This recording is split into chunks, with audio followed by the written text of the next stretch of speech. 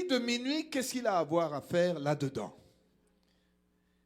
Minuit, si nous nous rappelons, c'est que l'heure chez les Juifs, entre 18 heures pour aller vers 21 heures, on appelle ça la première veille de la nuit. Entre 21 heures jusqu'à minuit, on appelle ça le milieu de la nuit. Et on peut dire minuit. Et de minuit jusqu'à 3 heures du matin, c'est la troisième veille.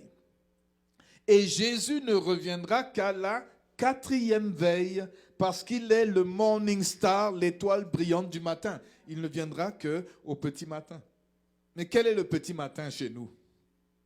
Le petit matin actuel que nous avons tous les jours? Non, c'est un petit matin spirituel. Mais il y a eu un cri de minuit. Et nous allons lire cela dans le livre de Matthieu, chapitre 25. Pourquoi je vous dis tout cela? Parlant de l'intelligence artificielle, de tout ce qui se passe, les bruits de guerre, tout cela. Nous sommes arrivés à une époque où la Bible nous dit et nous révèle dans Apocalypse, au chapitre 17, c'est ici l'intelligence qui a de la sagesse. Apocalypse 17, 9. Et on nous dit, et elle fit que tous, petits et grands, riches et pauvres, libres, esclaves, reçussent une marque sur leur main droite ou sur leur front, et que personne ne put acheter ni vendre sans avoir la marque, le nom de la bête ou le nombre de son nom. C'est ici la sagesse, que celui qui a de l'intelligence calcule le nombre de la bête, car c'est un nombre d'hommes. Ça ne dépasse pas 6, parce que 7 c'est divin. Et son nombre c'est 666. Et on le trouve encore dans Apocalypse 13, versets 16 à 18. En 2025, là où on se positionne pour aller en 2030, là, il va se passer beaucoup de choses. Écoutez-moi bien.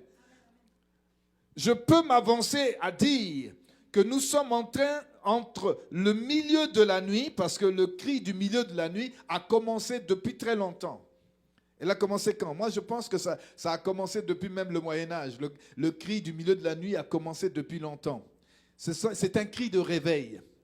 Hein? Quand après les premiers siècles, où l'Église était forte jusqu'à l'époque 300 de Constantin, où l'Église maintenant après va sombrer dans l'état et beaucoup d'obscurité religieuse qu'on a appelé une période sombre d'obscurantisme, jusqu'à ce qu'un jour un homme du nom de Martin Luther, un Allemand, il a dit « Hey, on sort là, c'est assez ».